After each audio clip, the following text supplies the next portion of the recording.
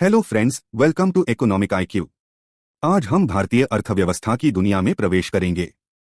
हम आपको पैसे, व्यापार और संसाधन जैसे इंपॉर्टेंट विषय पर ले जाएंगे सवाल जवाब के माध्यम से। हर सवाल का सही जवाब और समझाने में मैं आपके साथ रहूंगा। अगर आपको ये वीडियो पसंद आया तो प्लीज इसे लाइक करें, कमेंट करें और अपने दोस्तों के साथ शेयर करें। और हाँ, चैनल को सब्सक्राइब करना ना भूलें ताकि आप हमारे नए वीडियोस को मिस ना करें। आपका प्यार और सपोर्ट हमारे लिए बहुत महत्वपूर्ण है। चलिए शुरू करते हैं आज का टॉपिक। आज का topic economic reforms and liberalisation. चलिए हम पहले सवाल से शुरू करते हैं। When did India initiate its economic reforms and liberalization process? आपको क्या लगता है सही जवाब कौन सा है? ए 1947, बी 1971, सी 1991 या डी 2000?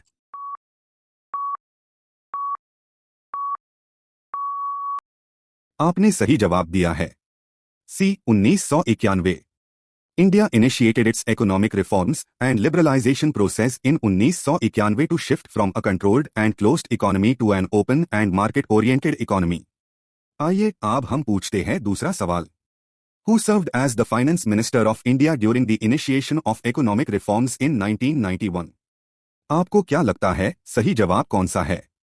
ए मनमोहन सिंह, बी पी चिदम्बरम, सी यशवंत सिन्हा या D Jaswant Singh?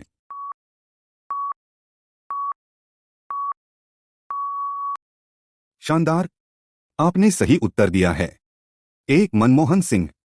Manmohan Singh, as the Finance Minister of India in 1991, played a crucial role in implementing economic reforms and liberalization policies. अब पूछते हैं तीसरा सवाल। Which sector witnessed significant privatization during the economic reforms period in India? आपको क्या लगता है सही जवाब कौन सा है? ए एग्रीकल्चर, बी एजुकेशन, सी बैंकिंग या डी हेल्थ केयर?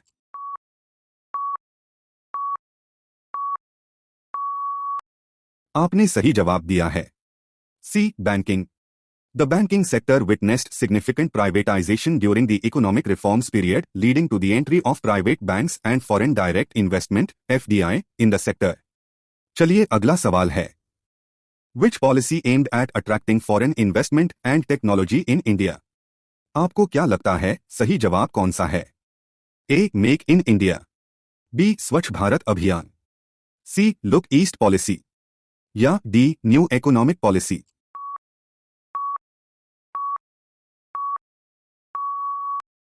शानदार, आपने सही उत्तर दिया है D new economic policy. The new economic policy implemented during the economic reforms period aimed to attract foreign investment and technology by easing restrictions and creating a favorable business environment. आइए अब हम पूछते हैं पांचवा सवाल। Which Indian Prime Minister initiated the economic reforms and liberalization process? आपको क्या लगता है सही जवाब कौन सा है? A Indira Gandhi, B Rajiv Gandhi, C Atal Bihari Vajpayee या D Narendra Modi?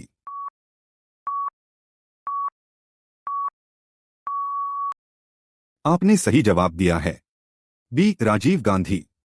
Rajiv Gandhi initiated the economic reforms and liberalization process during his tenure as the Prime Minister of India in the late 1980s. अब पूछते हैं छठा सवाल। Which committee recommended the establishment of the Securities and Exchange Board of India (SCBI)? आपको क्या लगता है सही जवाब कौन सा है? A Rangarajan committee, B Pitroda committee, C Narasimham committee या D Abid Hussain committee?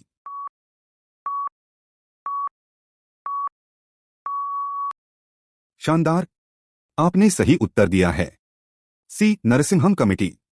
The Narasimham Committee recommended the establishment of SCBI to regulate and develop the securities market in India. अब हम पूछते हैं सातवां सवाल। Which policy aimed at removing licensing requirements and promoting competition in various sectors? आपको क्या लगता है सही जवाब कौन सा है? A import substitution policy, B green revolution policy, C industrial policy resolution या D industrial decontrol policy?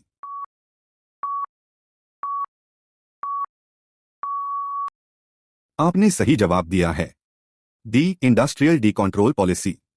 The industrial decontrol policy aimed at removing licensing requirements and promoting competition in various sectors to foster economic growth.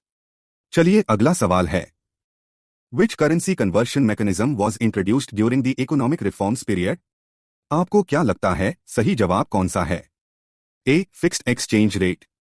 B. Floating exchange rate. C. Managed exchange rate. या D. Pegged exchange rate.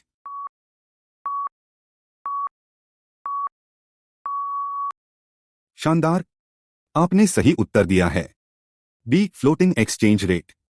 India adopted a floating exchange rate mechanism, allowing the value of the Indian rupee to be determined by market forces. आइए अब हम पूछते हैं 9वां सवाल. Which sector witnessed the introduction of foreign direct investment (FDI) during the economic reforms period? आपको क्या लगता है सही जवाब कौन सा है?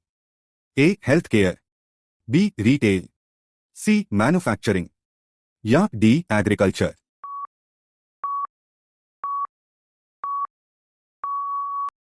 आपने सही जवाब दिया है.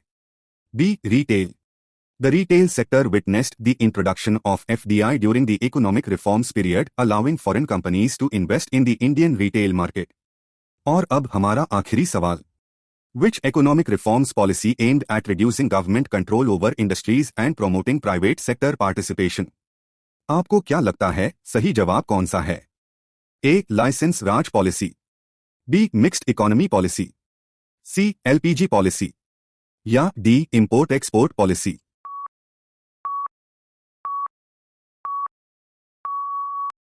आपका जवाब बिल्कुल सही है.